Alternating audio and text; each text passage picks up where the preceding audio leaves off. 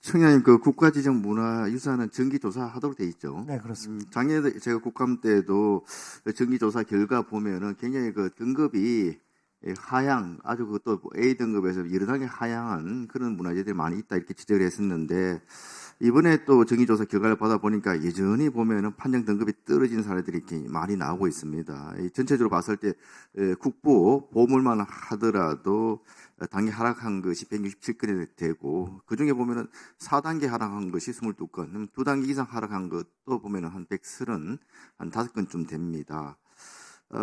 하나 이 실례를 보더라도 여주에 있는 고달사지 원종제사 탑을 한번 보시겠습니다. 이게 저번 정기조사 때는 아주 깨끗하고 말끔하던 것이 갑자기 이번에 조사 때 보면은 시커멓게 돼 있고 이끼까지 끼고 이렇게 A 등급이 2등급까지 이렇게 막 급락을 합니다. 그리고 이 경복궁에 교태전 뒤에 보면은 아미산 굴뚝, 요건 제가 굉장히 지금 예쁜 정말 그 자랑하고 싶은 우리나라의 그런 담장 구조물인데 이게 경복궁에 있는 것들도 보면은 다 떨어지고 장식이 심지어는 이게 낙서까지 되어 있습니다. 또 더 심각한 것은 보면은 그 안중근 의사의 그 유목이 있습니다. 운제. 이것도 보물로 지정되어 있는데 이게 역사박물관에 지금 전시되어 있는 거 아니겠습니까? 역사박물관에 전시되어 있는 그런 유물조차도 보면 등급이 A 등급에서 C 등급으로 떨어졌습니다. 이런 것들을 보면 굉장히 관리에 국가유산 관리에 문제가 있는 거 아니겠습니까? 그 등급 하향은 여러 가지 다양한 요인이 있을 수가 있습니다만 B 등급은 사실은 경미한 보수만 필요한 부분이고요. C 등급은 경미 보수보다 빨리 처리를 위해서 A 등급에서 바로 C 등급으로 내려가는 경우는 그래서 제가 이제 여러 가지 이유가 있겠습니다만 등급 하락한 것이 자연재해 불가피한 그런 이유에 의한 것도 있겠습니다만은 여러 가지 이제 정기 조사하는 과정에 있어서 굉장히 또 형식적으로 하다 보니까 상당히 문제의 소지가 있는 것들을 발견을 못하고 있다가 굉장히 조그마한 그런 자연재해나 충격에도 크게 훼손된다고. 또 이게 보면은 이 조사 기간이 또 상당히 길지 않습니까? 보면 5년, 3년 이렇게 돼 있다 보니까 그 사이에 일어나는 것들에 대해서 적게 또 대처를 못한다는 거. 또 문제가 이게 발견이 됐음에도 불구하고 그런 예산상의 문제라든지 이런 것들 때문에 적게 보수가 안 되다 보니까 더 훼손이 또 심화되는 여러 가지 이제 문제가 있을 것으로 보는데 진짜 이런 부분에 대해서는 뭔가 이게 좀 더 체계적이고 좀 근본적인 해결 방안을 좀 강구를 해야 된다 이렇게 생각이 되고요. 이렇게 또 자연재해 같은 인위 훼손뿐만 아니고 작년 말에 이게 경복궁 담장이 그 낙서로 훼손되면서 크게 충격을 또 줬지 않습니까? 또 그거 말고 또 세계문화유산의 선릉 같은 경우에도 이게 또 봉분이 훼손되는 그러니까 인위적으로 이게 국가유산이 훼손되는 사례들이 요즘 이제 그래서 이게 지금 낙서와 관련해가지고 이 낙서 테러 이후에 좀 CCTV 확대 설치하고 여러 가지 좀 대책을 세운 걸로 알고 있습니다만 그래가지고 과연 이런 범죄가 재발되는 걸 막을 수 있을 것인가? 지금 그 숭례문도 화재 이후에 한 복구하는 데만 이렇게 한 250억 정도 들었지 않습니까? 그래서 경비력들 좀 확대된 걸로 알고 있습니다만 여전히 보면은 청원 경찰이라든지 직영 소방원 이런 사람 한 명도 배치가 되지 않고 있습니다. 특히 이제 걱정되는 부분은 목조 문화재들인데 저도 이제 그 부수산 무량 수준이나 몇 군데 이렇게 가보면은 극락전 같은데 공정사 극락전 이런 데 가보면은 특히 이게 상간 오지에 있는 그런 그 목조 문화재 같은 경우에 화재에 거의 무방비의 상태다 이런 느낌을 많이 받거든요. 이 목조 건물 그 골든타임이 화재가 났을 경우에 골든타임이 얼마입니까?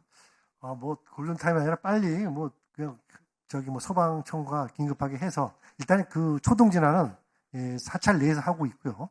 그 주변의 그 돌봄 인력과 소방청에 바로 투입되게 돼 있습니다. 불가항력적인 자연재해에 의한 훼손, 특히 자연재해의 산불 같은 그런 그 화재 위험에 대해서도 여러 가지 그 소방 설비라든지 이런 부분을 좀 확충해가지고 방어를 해야 되겠습니다만은 인위적인 또 훼손을 방지하기 위해서 아까 말씀드린 것처럼 낙서와 같은 거 이런 것들 좀 추가적인 CCTV 설치 이런 것들이 필요하다고 보는데 CCTV 설치 같은 경우에도 그냥 그 문화재에 따라 굉장히 천차만별 차이가 많이 나고 상당히 취약한 지역도 있고 그렇단 말이죠. 그런 부분을 보강해야 될 부분이 있다 말씀을 드리고 특히 보면은 현재 지금 그 국가유산청이 상황 기체를 관리하는 CCTV가 8,000개가 넘는 걸 알고 있는데 맞습니까? 네. 근데 관리 인력이 몇 명입니까? 저희 뭐 인력으로 하면 사실 많이 부족합니다. 이게 저 8,000개가 넘는 CCTV 관리하면서 딱 3명이 관리한다 그래요. 그건 아니고 저희가 이제 교대를 말씀드린 거고 각 지역별로도 딱 있습니다.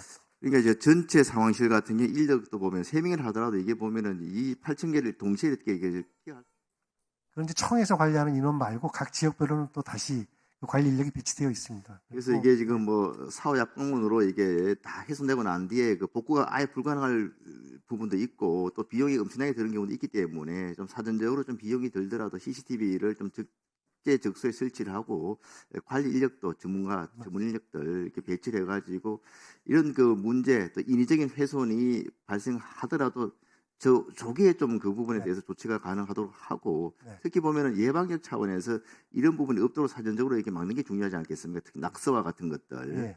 이 부분에 대해서는 좀 근본적으로 이런 낙서와 같은 훼손 행위가 발생하는데 사전 대응할 수 있는 대책 또 그런 그 제도적인 장치 강구해서 조치하시길 부탁을 드립니다. 예, 그 경복궁 담장 낙서건은 하나의 새로운 저희 그 문화유산 훼손의 새로운 그 계기가 돼서 CCTV를 더 보강하면서 물론 CCTV만 갖고 되는 건 아닙니다만 그래도 어느 정도 촘촘하게 그런 그 사각지대를 다 없애고자 다 했고요. 또 하나 요새 이제 추가적으로 왕릉이라도 이런 데도 불법적인 침입을 통해서 그런 훼손이 발생하고 있어서 사물 인식 시스템을 통해서 경고음과 이게 이제 한계가 있는 게 주변 지역에 소음을 유발해서 많은 항해가 오기도 합니다만 그래도 문화유산이 우선 훼손되지 말아야 되게 여러 가지 다양한 방법을 강구하고 있습니다. 특히 이제 경복 낙서 같은 경우에 교사범은 30대이지만 실제 그 행위를 한 그 사람들은 10대들 아닙니까? 촉법 소년들 아니겠습니까? 청소년들.